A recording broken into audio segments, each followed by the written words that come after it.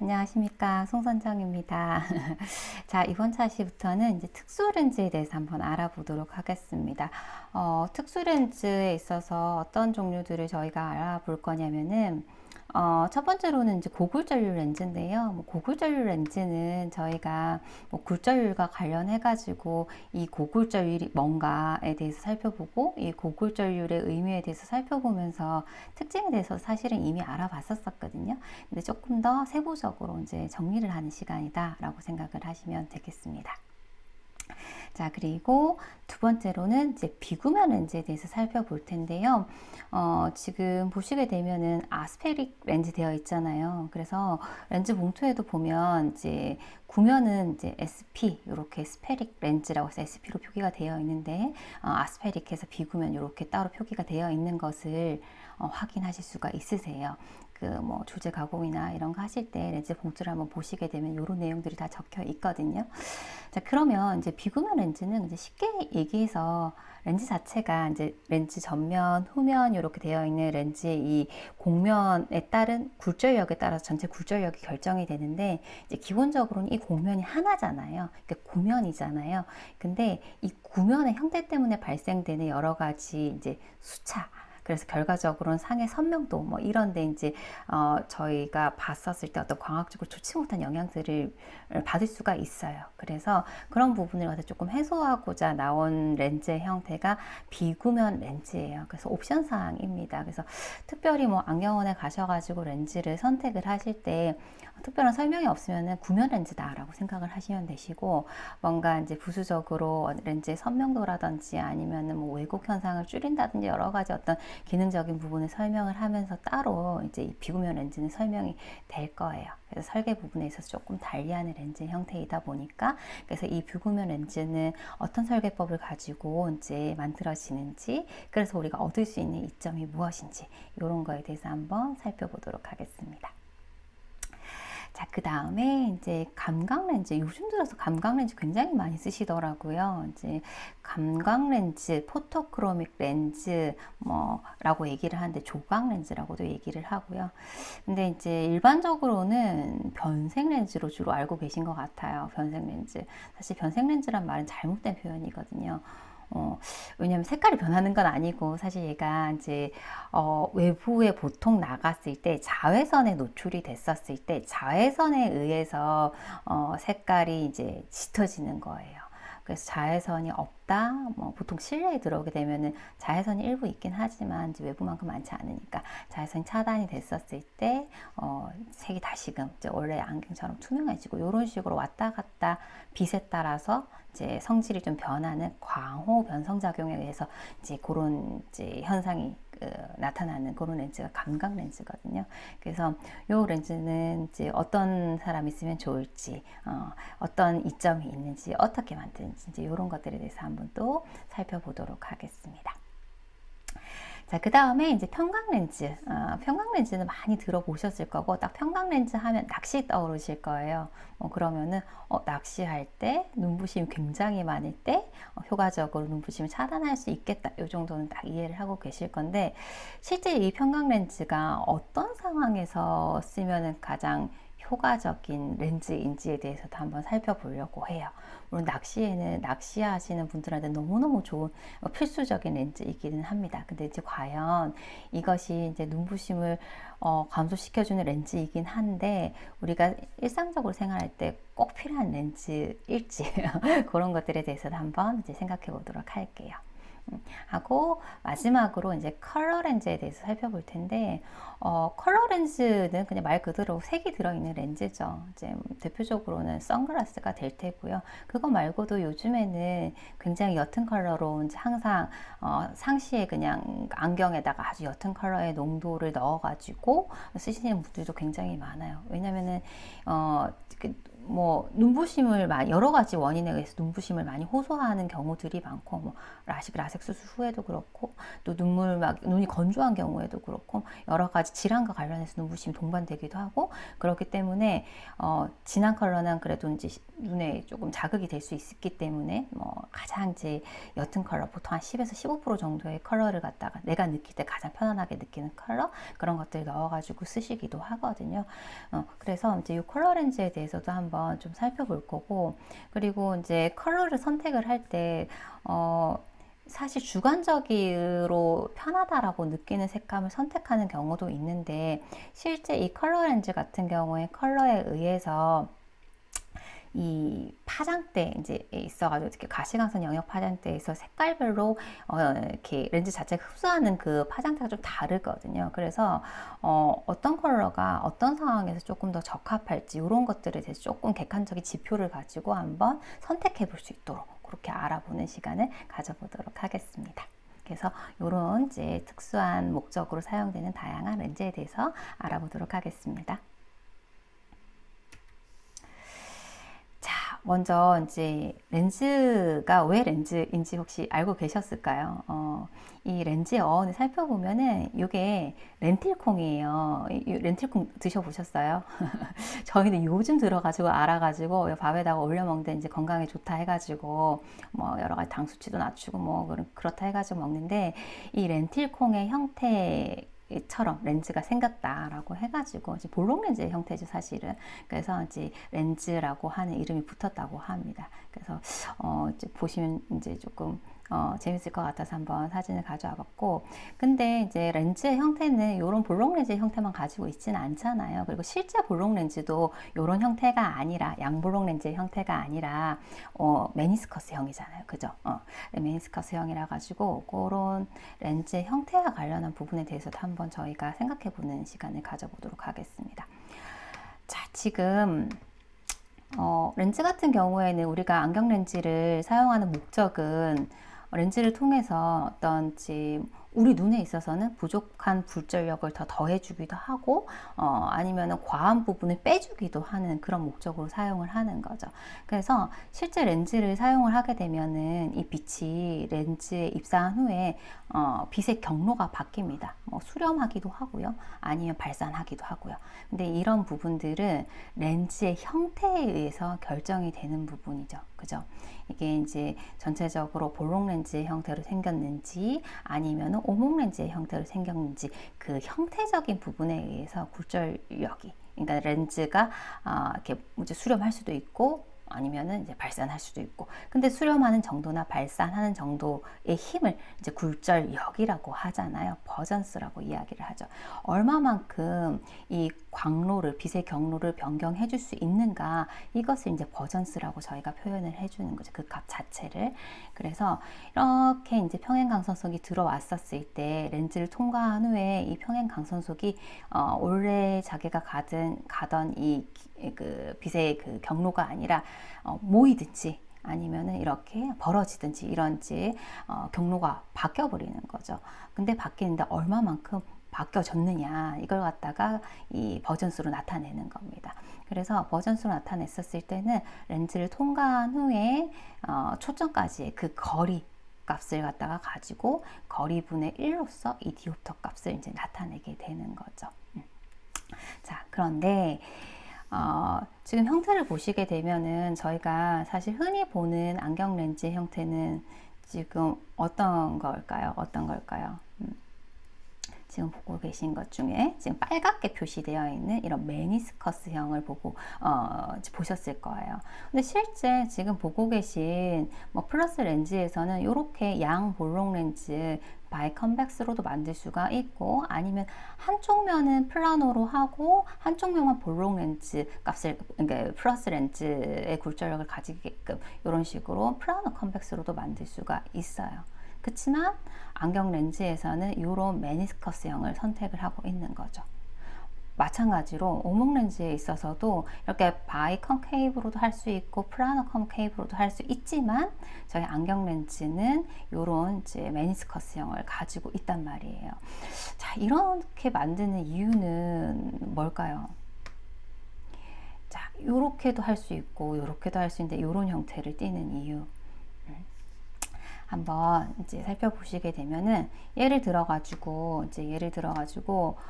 플러스 5디옵터의 렌즈를 만든다라고 가정을 했었을 때 이렇게 만들 수가 있어요. 양볼록 렌즈 형태로 만든다고 했었을 때 양쪽에다가 플러스 2.5, 플러스 2.5 이렇게 만들 수도 있잖아요. 혹은 뭐 플러스 3, 플러스 2를 넣어가지고 전체적인 굴절력 값을 갖다 5로 만들 수도 있잖아요. 어쨌든 굴절력은 렌즈의 전면과 후면의 굴절력 값이 더해져가지고 결정이 되는 부분이니까. 혹은 이렇게도 만들 수가 있죠. 한쪽은 굴절력이 제로인 평면의 형태로 만들고 한쪽 면만 굴절력 값을 플러스 5를 넣어가지고 이렇게 만들 수도 있잖아요. 근데 이렇게 만들지 않는다는 거죠. 안경 렌즈는 이런 메인스커스형으로 만들게 되는데 그 이유는 안경 렌즈 같은 경우에는 이제 가져야 할 조건이 이제 얇고 가벼워야 되잖아요. 근데 이런 형태들은 두껍다 보니까 또 무겁잖아요. 그렇기 때문에 실제 사용했었을 때 똑같은 굴절력 값을 가지되 가장 얇고 가벼운 형태는 어떤 형태일까라고 했었을 때 이제 이런 메니스커스형이 결정이 된 거죠. 선택이 된 거죠. 그 중에서도 가장 이제 얇게 만들 수 있는 그런 이제 형태 값을 갖다가 취해가지고 이런 식으로 만들어지게 되는 겁니다. 마찬가지로 마이너스 렌즈도 마찬가지예요. 이런 식으로 양 오목으로도 할 수 있고 아니면은 한쪽 면만 오목 렌즈 형태로 만들 수도 있지만 그것보다도 가장 얇게 만들 수 있는 형태를 선택을 해가지고 렌즈를 만들게 된다는 거죠. 안경 렌즈는 항상 써야 되기 때문에 이제 가벼워야 되고 그죠 보기에도 미용적으로 너무 두꺼운 보기 안 좋고 이렇기 때문에 이런 형태를 이제 취하게 된다라는 얘기입니다.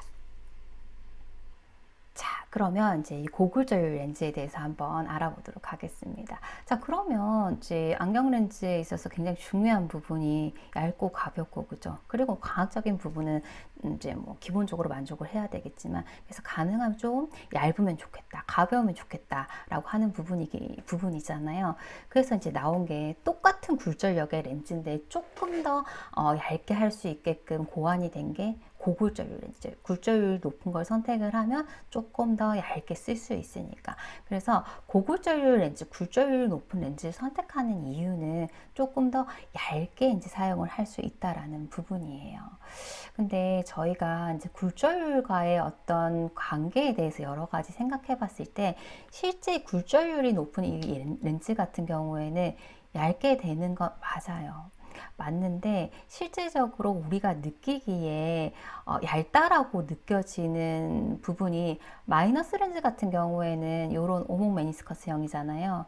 그러면 실제적으로는 이 주변부가 중심부에 비해서 이제 급격하게 이제 두꺼워지는데 굴절력이 커질수록 이 주변부가 좀 효과적으로 얇아질 수는 있지만 실제적으로 이 중심부의 얇기는 아주 이제 막 드라마틱하게 얇아지는 것을 좀 기대하기는 솔직히 좀 힘들어요. 물론 얇아지긴 합니다만 그걸 갖다가 느껴질 정도로 좀 이 굴절률을 갖다 높여가지고 이제 알기는 좀 힘들다는 얘기죠. 그리고 플러스 렌즈 같은 경우에는 이런 볼록 메니스커스형 같은 경우에는 상대적으로 중심부가 이제 두껍고 주변부가 얇잖아요. 그래서 고굴절률 렌즈를 선택을 했었을 때 중심부가 이제 좀 얇아질 수가 있습니다. 근데 주변부가 되게 이제 얇아지거나 이런 거에 대한 어떤 시감적인 어떤 그런 느낌을 갖다 알기에는 조금 힘든 부분이 있어요. 그래서 사실 이 고굴절률 렌즈 같은 경우에는 굴절력이 높은, 도수가 높은 그런 이제 분들이 선택을 하기 위한 옵션으로 맞기는 맞지만 플러스 마이너스 4디옵터보다 조금 더 넘어가는 경우에 실제 좀 효과를 갖다가 느낄 수 있다라고 이야기를 합니다. 또 왜냐하면 이 고굴절 렌즈는 이미 앞서서 살펴봤지만 이게 얇아지지만 꼭 가벼워지는 거는 아니라고 얘기했잖아요. 그죠? 그래서 얇고 가볍습니다는 뭐 반드시 맞는 말은 아니기 때문에 좀 얇아질 수는 있는데 실제적으로 이게 무게가 가벼워지지 않을 수도 있거든요. 그래서 정말로 많은 도수를 가진 사람 같은 경우에는 이제 요게 이제 옵션으로 선택을 했었을 때 효과를 볼 수가 있지만 그렇지 않고 이제 굴절력 값이 마이너스 2나 3인 경우에는 굳이 선택할 이유가 전혀 없는 거예요. 오히려 더 무거워질 수도 있고 수처에 의해서 상해 선명도 떨어질 수도 있고 그래서 고굴절률 렌즈 같은 경우에 일단은 굴절률이 높은 소재다. 그리고 두께가 얇아지기는 얇아지는데 실제적으로 마이너스 렌즈 같은 경우에 가장자리 두께 플러스 렌즈 같은 경우에 중심부 두께의 어떤 얇아짐을 좀 기대해 볼 수 있는, 전체적으로 좀 얇아지는 건 조금 기대하기는 힘들어요. 요런 이제 부분의 그런 효과를 좀 기대해 볼 수 있는 렌즈다라고 보시면 되겠습니다.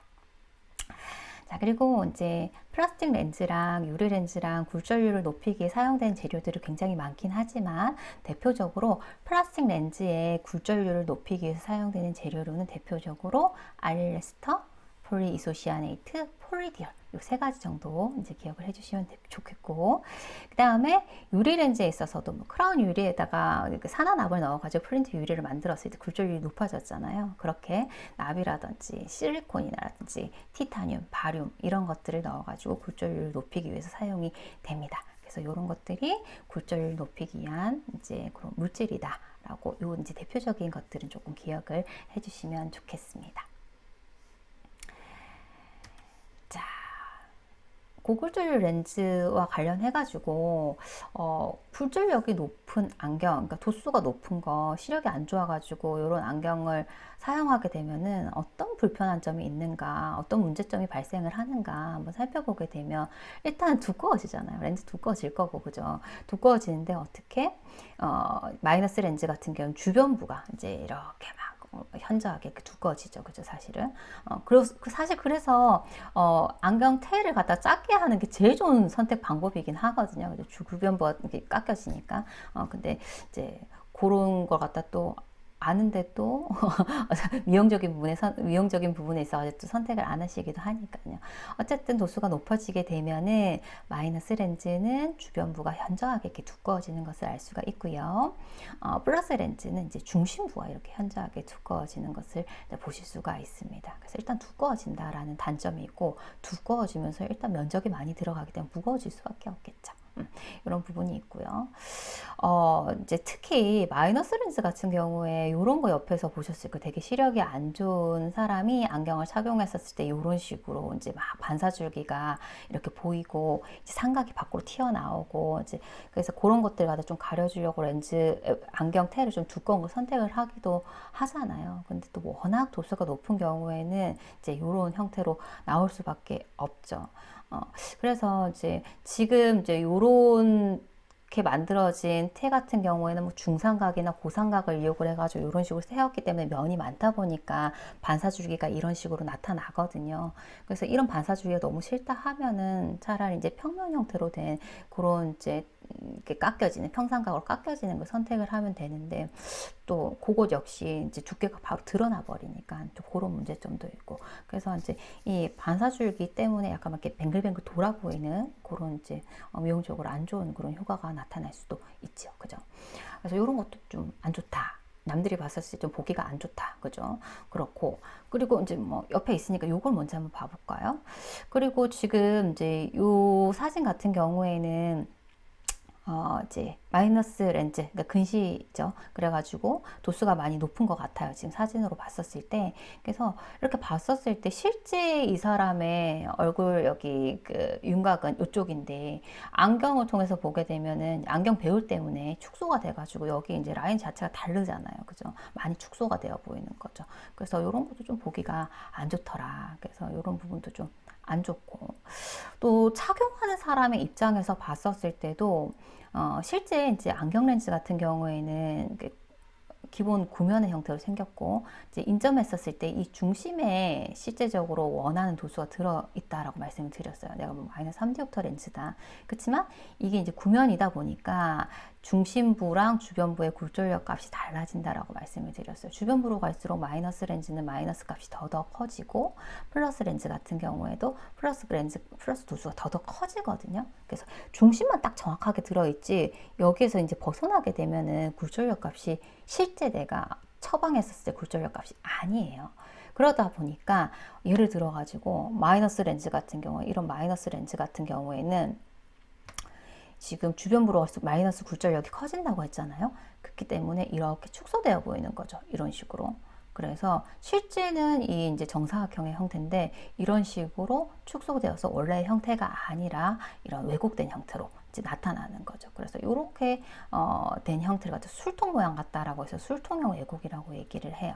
그래서 마이너스 렌즈 같은 경우에 특히 뭐 굴절력 값이 너무 높다라고 하면은 주변 브로가 축소되는 그 굴절력 값이 크다 보니까 더욱더 이런 이제 왜곡되어져 보이는 술통형으로 왜곡되어져 보이는 그런 이제 현상이 나타나는 거죠. 반대로 이제 요거는 플러스 렌즈잖아요. 이제 플러스 렌즈, 그런 플러스 렌즈 같은 경우에는 주변부로 갈수록 플러스 굴절력이 커지다 보니까 더더 이렇게 확대가 되겠죠.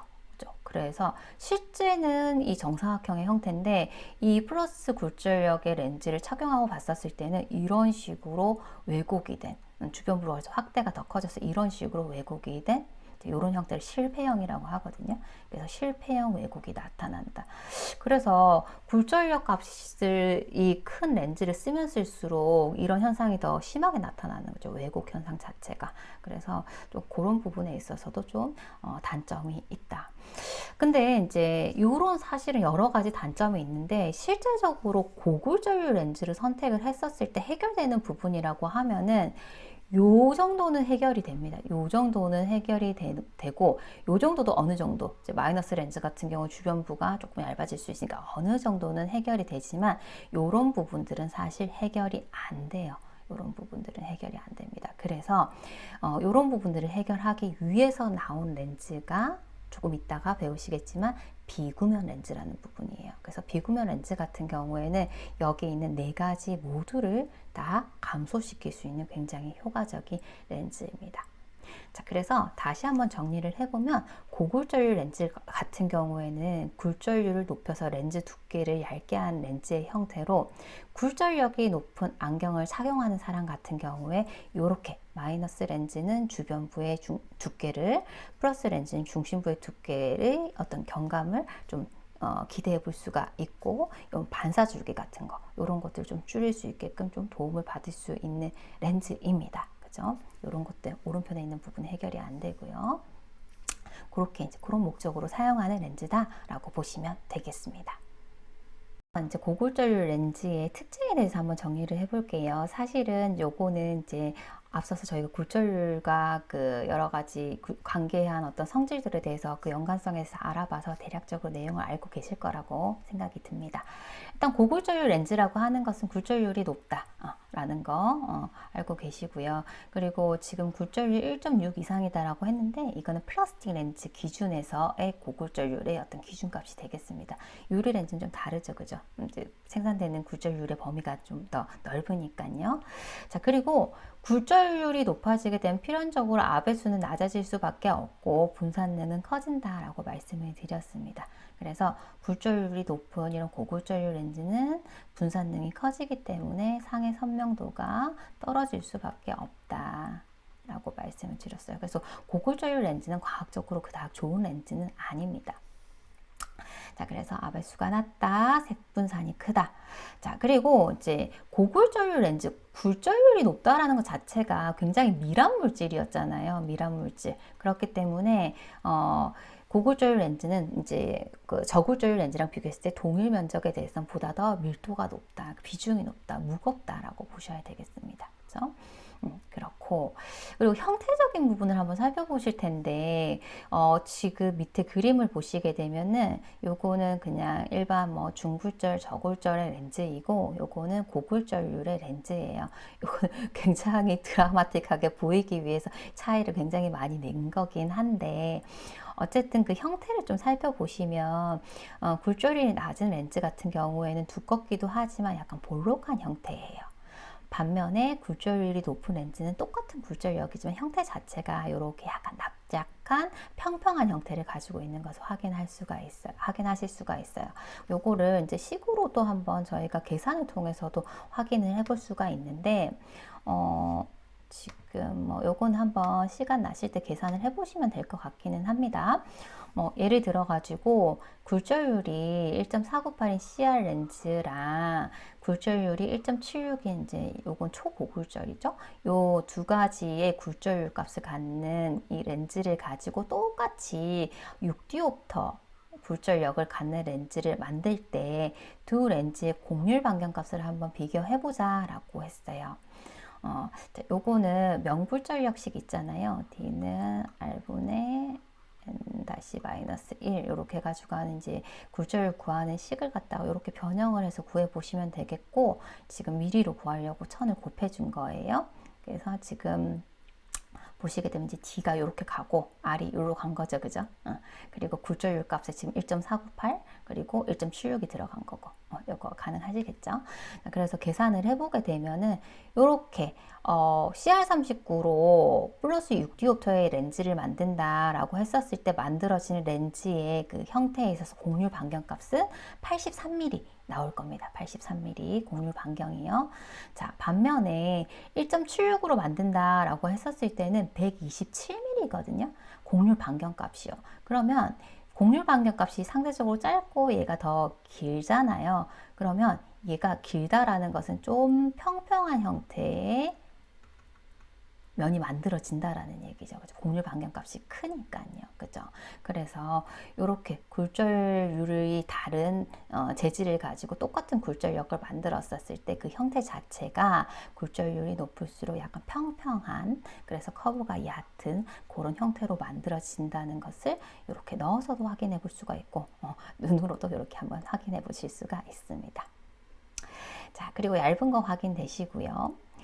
그 다음에 이제 염색이 좀 잘 안 돼요. 그래서 때에 따라서는 초고골절, 그러니까 저희가 뭐 도수 를 넣어서 선글라스를 만들 때 진짜 뭐 보통은 이제 고골절율, 초고골절율까지도 되는데, 사실 이제 그 굴절율 값이 이제 1.76 요런 데까지는 좀 색깔을 넣어도 좀 잘 안 들어가는 경우도 있고요. 안 되는 렌즈도 있어요.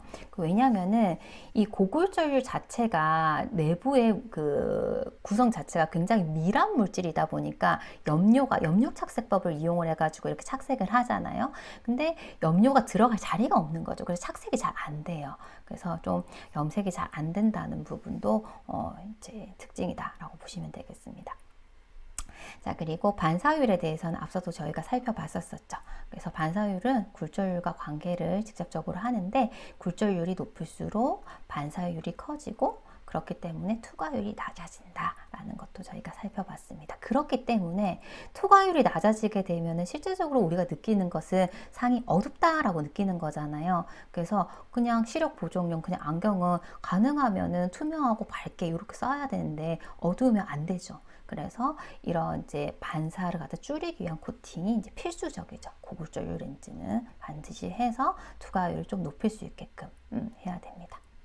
자, 그렇고, 그리고 이제 9번은 사실은 두께가 얇아서 테에 끼웠을 때 왜곡이 발생하기 쉽죠. 요거는 사실은 조금 이제 얇아지기는 하지만 이제 요 정도는 사실은 조금 그렇고, 그리고 이제 절삭 가공 시에 악취가 발생을 한다고 합니다. 근데 사실 저 역시 뭐 요즘에는 워낙 자동으로 이제 다 가공을 하다 보니까 실제 깎을 때 아주 많이 깎지 않고 면치기 정도는 보통 하잖아요. 그렇기 때문에 뭐 악취가 특별히 이렇게 나는 건 잘 모르겠는데, 어쨌든 간에 이제 이런 부분도 일단은 특징으로 한번 쓱 이제 확인을 하시고 가시면 되겠습니다. 그래서 이제 실제 이제 렌즈들을 가지고 굴절 역별로 실제 이제 굴절률을 다르게 했었을 때 얼마만큼 얇아지는지 한번 살펴보게 되면, 이쪽은 이제 플러스 4디옵터 플러스 렌즈, 그리고 여기는 마이너스 렌즈예요. 플러스 렌즈는 굴절률이 이렇게 높아질수록 이제 중심부 두께가 이제 얇아지는 것을 확인할 수가 있습니다. 사실 이 그림엔 주변부가 굉장히 얇아지는 것처럼 보이긴 하는데, 이제 약간 그림이 조금 더 약간 이렇게 조금 이렇게 과장돼서 그려진 것 같기는 해요. 그리고 마이너스 렌즈 같은 경우에는 이제 주변부가 좀 더 이제 얇아지는 그런 경감 효과를 효과적으로 볼 수가 있다라고 보시면 되겠습니다. 자, 그리고 실제 그 안경 렌즈 봉투에 적혀 있는 내용인데요. 여기 보면 케미 렌즈죠, 그죠? 우리나라에서 이제 많이 사용하는 뭐 케미 렌즈도 있고, 뭐 소무 렌즈도 있고, 대표적인 우리나라 회사 이름이 적혀 있고, 여기 보니까. 그리고 여기 굴절율 값 1.74. 초고굴절인 거 적혀 있고, 그리고 밑에 보면은 여기는 양면 비구면이라는 내용도 적혀 있네요. 이제 조금 있다가 저희가 비구면 내용 살펴볼 건데, 비구면은 보통 ASP 이렇게 표기가 되어 있거든요. 아니면 이렇게 한글로 표기되어 있는 경우도 있어요. 근데 보통 이렇게 ASP 되어 있으면 한쪽 면만 비구면이고, 만약에 양쪽 다 비구면 처리를 하면 바이라고 적혀 있어요. 바이, ASP 이런 식으로 이렇게 적혀 있는 것을 확인하실 수가 있고, 지금 뭐 여기 코팅된 내용, 자외선 차단 코팅이 추가적으로 됐다, 뭐 이런 내용도 확인해 보실 수가 있겠습니다. 자, 그리고 또 여기 보면은 렌즈의 그 파이도 여기 적혀 있거든요. 그래서 이런 것도 중굴절이나 이런 것들이랑 비교해 보게 되면 훨씬 더 파이가 크다라는 것도 비교해 보실 수가 있겠습니다.